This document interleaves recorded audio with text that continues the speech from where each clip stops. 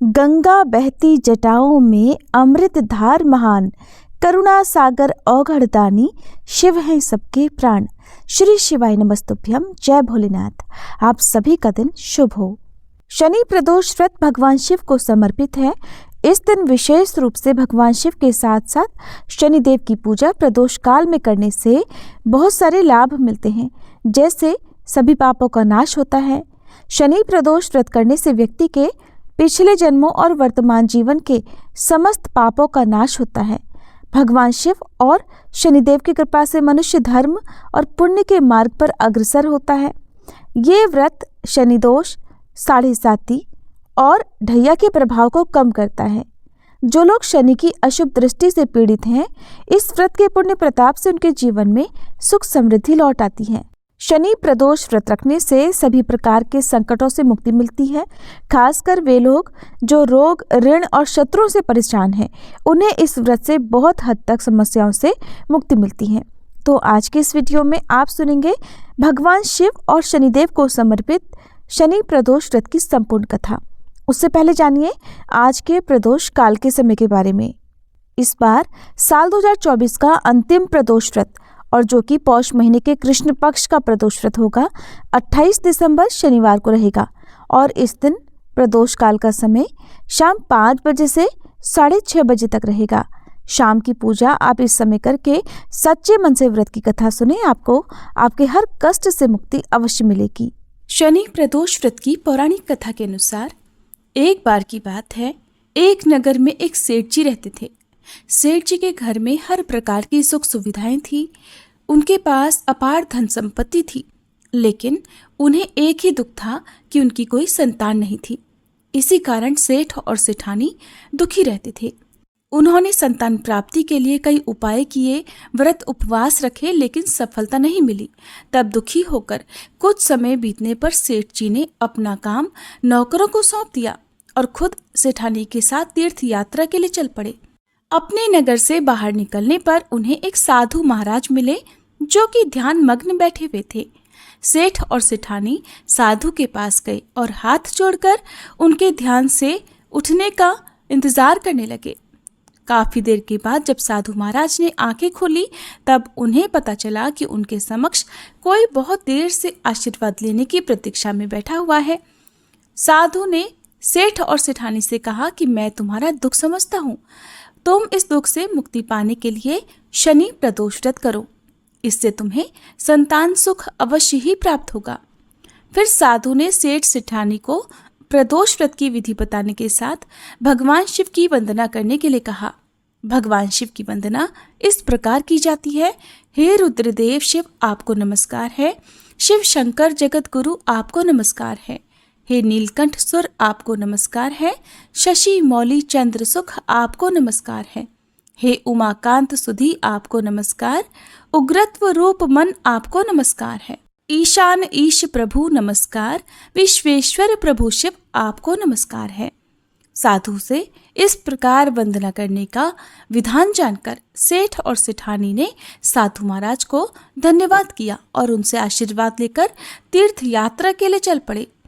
तीर्थ यात्रा से लौटने के बाद दोनों ने मिलकर शनि प्रदोष व्रत किया, जिसके प्रभाव से जल्दी ही उनके घर में एक सुंदर पुत्र का जन्म हुआ। इस प्रकार शनि प्रदोष व्रत रखने से सेठ सेठानी का घर खुशियों से भर गया। शनि प्रदोष व्रत के दिन जो भी भक्त जिस भी कामना को लेकर प्रदोष व्रत रखता है, उसकी वह कामना भगवान शिव और शनिदेव की कृपा से अवश्य ही पूरी होती है। आप सुनिए शनिदेव की कथा। पौराणिक कथा के अनुसार एक बार स्वर्गलोक में सबसे बड़ा कौन, इस प्रश्न पर सभी 9 ग्रहों में वाद विवाद हो गया। सभी ग्रह एक दूसरे से कहने लगे कि मैं सबसे बड़ा, और इस पर विवाद इतना बढ़ गया कि परस्पर भयंकर युद्ध की स्थिति जैसी बन गई। कोई हल ना निकलता देखकर सभी 9 ग्रहों के देवता देवराज इंद्र के पास जा पहुंचे और कहने लगे, हे देवराज, अब तो आपको ही निर्णय करना होगा कि हम में से सबसे बड़ा कौन है। देवताओं का प्रश्न सुनकर देवराज इंद्र भी उलझन में पड़ गए। तब देवराज इंद्र कहने लगे, हे नवग्रहों, आपके प्रश्न ने तो मुझे भी उलझन में डाल दिया है। मैं इस प्रश्न का उत्तर देने में असमर्थ हूँ।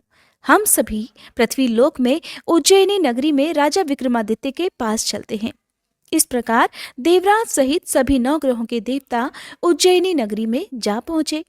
महल में पहुंचकर जब देवताओं ने उनसे अपना प्रश्न पूछा, तब राजा विक्रमादित्य भी कुछ देर के लिए परेशान हो उठे, क्योंकि सभी देवतागण अपनी अपनी शक्तियों के कारण महान थे। सभी नवग्रहों में से किसी भी एक को छोटा या बड़ा कह देने से उनके क्रोध का शिकार होना पड़ सकता था। अचानक राजा विक्रमादित्य को एक उपाय सूझा, क्योंकि राजा विक्रमादित्य को न्याय के लिए जाना जाता था। इसलिए उन्होंने न्याय करने के लिए विभिन्न धातुओं अर्थात स्वर्ण, रजत, कांसा, ताम्र, शीशा, रांगा, जस्ता, अभ्रक और लोहे के 9 आसन बनवाए। धातुओं के गुणों के अनुसार सभी आसनों को एक दूसरे के पीछे रखवाकर उन्होंने सभी देवतागणों को अपने अपने सिंहासन पर बैठने के लिए कहा।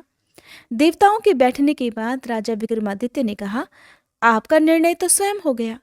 जो सबसे पहले सिंहासन पर विराजमान है वही सबसे बड़ा है।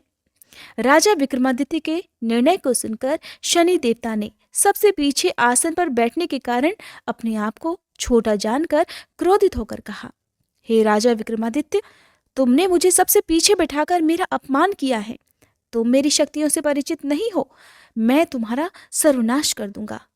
तब शनिदेव ने कहा, सूर्य एक राशि पर 1 महीने, चंद्रमा 2.25 दिन, मंगल 1.5 महीने, बुध और शुक्र 1 महीने, बृहस्पति 13 महीने रहते हैं, लेकिन मैं किसी राशि पर 7.5 वर्ष अर्थात 7.5 जिसे कहते हैं तक रहता हूँ। बड़े बड़े देवताओं को मैंने अपने प्रकोप से पीड़ित किया है। यहाँ तक कि श्री राम को भी 7.5 के कारण ही वन में जाकर रहना पड़ा था। रावण को 7.5 के कारण ही युद्ध में मृत्यु का शिकार बनना पड़ा। हे राजा, अब तू भी मेरे प्रकोप से नहीं बच सकेगा। इसके बाद अन्य ग्रहों के देवता तो बड़ी प्रसन्नता के साथ वहां से चले गए, परंतु शनिदेव बड़े क्रोध के साथ वहां से विदा हुए। राजा विक्रमादित्य पहले की तरह ही न्याय करते रहे। उनके राज्य में सभी स्त्री पुरुष बड़े आनंद से अपना जीवन यापन कर रहे थे।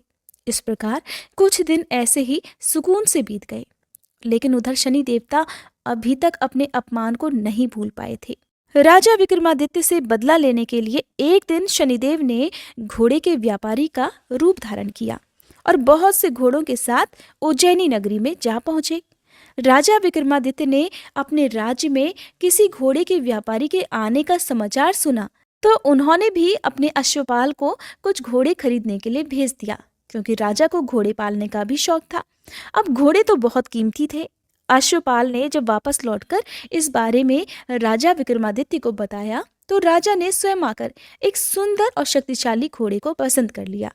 घोड़े की चाल देखने के लिए राजा उस घोड़े पर सवार हुए, तो वो घोड़ा तो बिजली की गति से दौड़ पड़ा।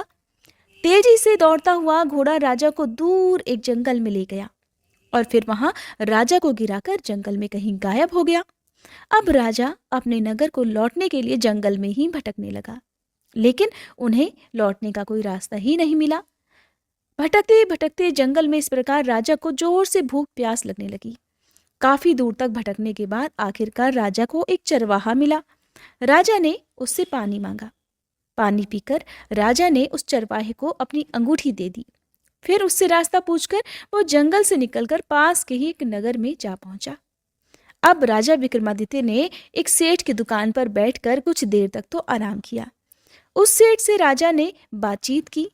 राजा के बारे में पूछा तो राजा ने बताया कि मैं उज्जैनी नगरी से आया हूँ।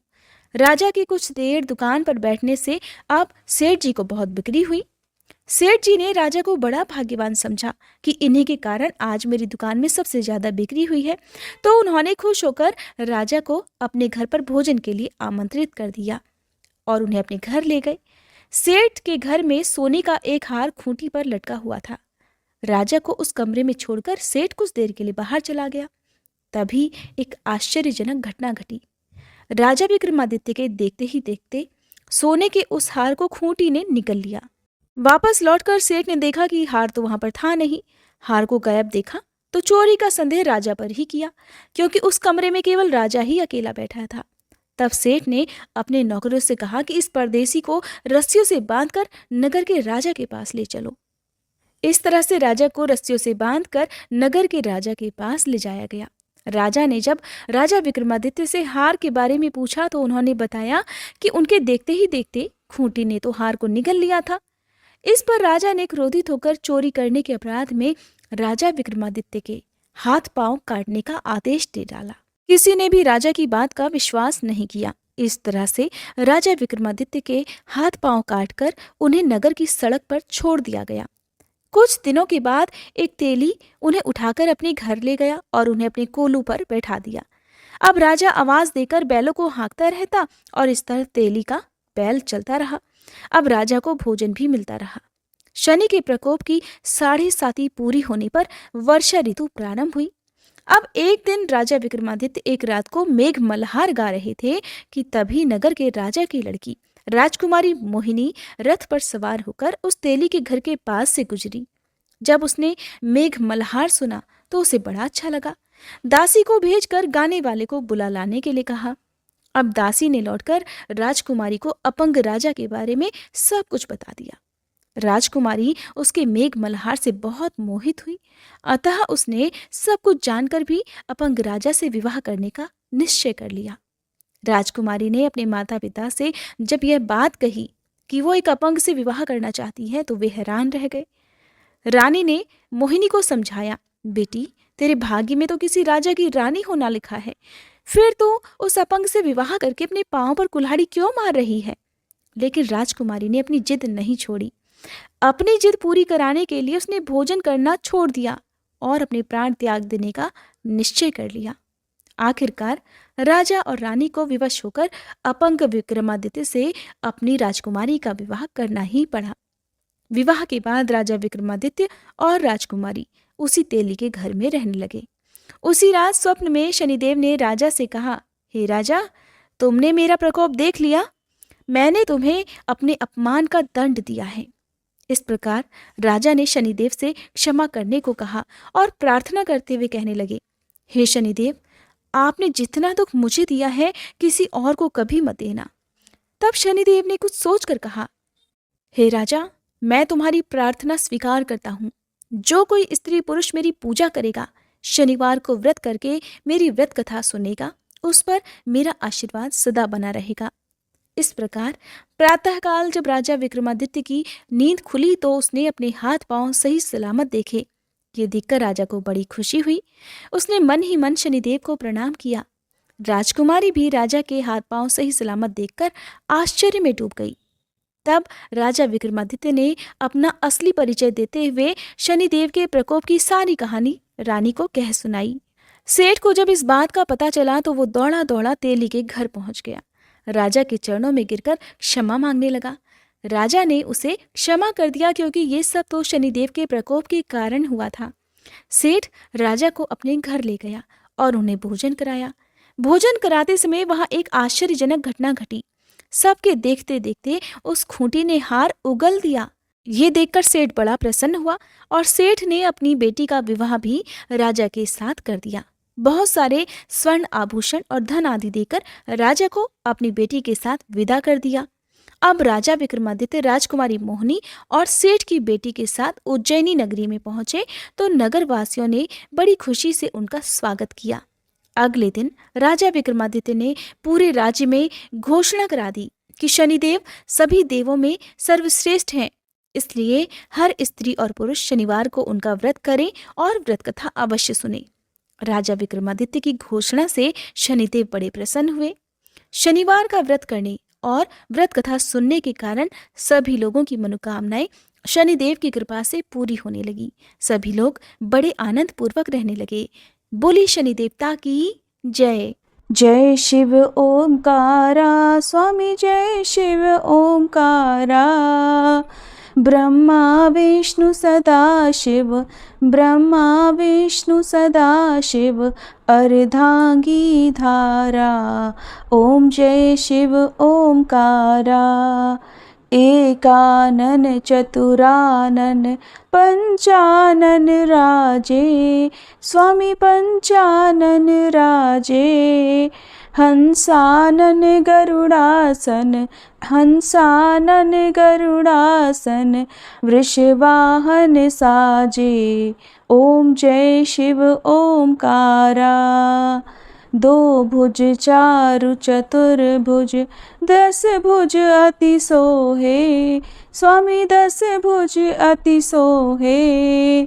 त्रिगुण रूप निरखता, त्रिगुण रूप निरखता, त्रिभुवन जन मोहे। ओम जय शिव ओमकारा। अक्षमाला वनमाला रुंडमाला धारी, स्वामी रुंडमाला धारी। चंदन मृग मद सोहे, चंदन मृग मद सोहे, भाले शशिधारी। ओम जय शिव ओमकारा। श्वेतांबर पीतांबर बाघांबर अंगे, स्वामी बाघांबर अंगे। सनकादिक गरुड़ादिक, सनकादिक गरुड़ादिक, भूतादिक संगे। ओम जय शिव ओमकारा। कर के मध्य कमंडल चक्र त्रिशूलधारी, स्वामी चक्र त्रिशूलधारी। सुखकारी दुखहारी, सुखकारी दुखहारी, जग पालनकारी। ओम जय शिव ओमकारा। ब्रह्मा विष्णु सदा शिव जानत अविवेका, स्वामी जानत अविवेका। प्रणवाक्षर में शोभित, प्रणवाक्षर में शोभित, ये तीनों एका। ओम जय शिव ओमकारा। त्रिगुण स्वामी जी की आरती जो कोई नर गावे, स्वामी जो कोई नर गावे। कहत शिवानंद स्वामी, रटत भोलानंद स्वामी, सुख संपत्ति पावे। ओम जय शिव ओमकारा। ओम जय शिव ओमकारा। स्वामी जय शिव ओमकारा। ब्रह्मा विष्णु सदा शिव अर्धांगी धारा। ओम जय शिव ओमकारा। ओम जय शिव ओमकारा।